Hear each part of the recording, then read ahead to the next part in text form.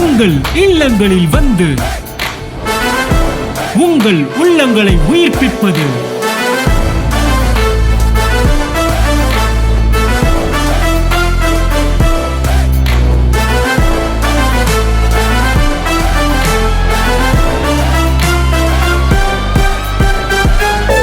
உங்கள் channel DJ. கர்த்தருடைய பரிசுத்த நாமத்துக்கு ஸ்தோத்திரம். நாங்கள் அந்த சர்ச்சுக்கு வந்து 2017 வந்தோம். வந்த நாள்லேருந்து இன்னைக்கு வரைக்கும் ஒரு குறையும் கிடையாது. கர்த்தர் நாளுக்கு நாள் எங்களை வந்து இன்னும் அதிகரித்து நாளுக்கு நாள் எங்களை வந்து வளர செஞ்சுட்டு தான் இருக்காங்க. நாங்கள் இங்கே வரும்போது எங்கள் கையில் ஒன்றுமே கிடையாது, ஜீரோ.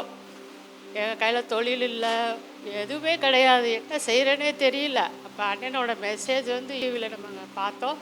அவருடைய வார்த்தை எங்களை தொட்டது. நாங்கள் இருக்கிற இடம் வந்து கடச்சனந்தல்.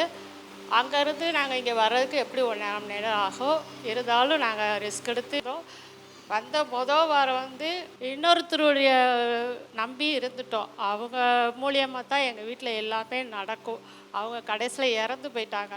அப்போ நாங்கள் என்ன செய்கிறோன்னு தெரியல. அப்போ திருப்பி பார்த்தீங்கன்னா இங்கே வரும்போது வாரம் வந்து அவங்க வண்டியில் தான் வந்தோம். அடுத்த வாரம் வந்து எங்களுக்கு புது வண்டியில் வந்தோம். 2 நாளில் ஆண்டவர் புது வண்டியை கொடுத்தாரு. ஆண்டவருக்கு கிருபை. அப்புறம் 2 வீலரில் வரும்போது 2 வீலரில் வீட்டுக்கு போகும்போது ரொம்ப கஷ்டமாக இருக்கும். பாப்பா பெரிய பிள்ளை ஆகிட்டா.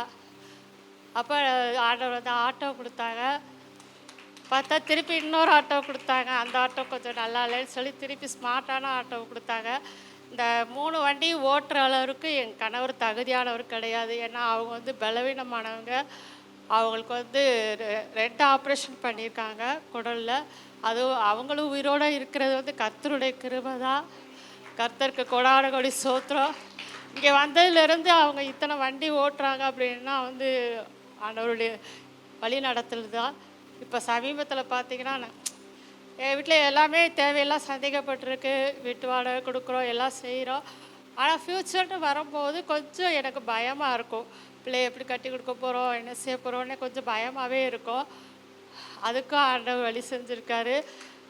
என் கூட பிறந்தவங்க வந்து 6 பேர். நான் 4வது ஆள். எங்கள் வீட்டில் வந்து எங்கள் அம்மாவுடைய சொத்து நிறையா இருக்குது. ஆனால் எங்கள் அம்மா வந்து மேரேஜுக்கு அப்புறம் பொம்பளை பிள்ளைக்கு எந்த சொத்துமே கிடையாது, பசங்களுக்கு மட்டும்தான் அப்படின்னு சொல்லிட்டாங்க. அப்போ என்ன செய்கிறேன்னு தெரியல. உயில் கூட எழுதி வச்சுட்டாங்க. அப்போ என்ன செய்கிறேன்னு தெரியல. நான் என் தம்பியெல்லாம் என் மேலே கொஞ்சம் பாசமாக இருப்பாங்க. 2 தம்பிகளும். எங்கள் அம்மா வந்து ரொம்ப பலவீனமானவங்க. அவங்க வந்து முடியாமல் இருக்காங்க. அப்போ 2 தம்பிகளும் ஒரு 15 நாளைக்கு முன்னாடி என்னை கூப்பிட்டு பேசுனாங்க.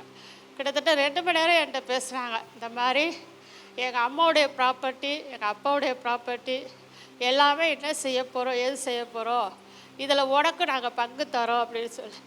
என் பெற்ற தாய் கூட எனக்கு அந்த மாதிரி நினைக்கல. ஆனால் என் கூட பிறந்தாங்க எனக்கு ஒரு பங்கு தரேன்னு சொல்லியிருக்காங்க. கர்த்தர் என்னை லட்சாதிபதி ஆக்கியிருக்காரு. நிறைய ப்ராப்பர்ட்டி இருக்குது. எங்கள் அம்மாவுடையது, எங்கள் அப்பாவுடையது ஒன்றா வந்துக்கிட்டே இருக்கும். வர வர நான் தேவனுக்கு எங்களால் முடிஞ்சதை நான் செஞ்சுட்டே இருப்போம். கர்த்தருக்கு உங்கள் இல்லங்களில் வந்து உங்கள் உள்ளங்களை உயிர்ப்பிப்பது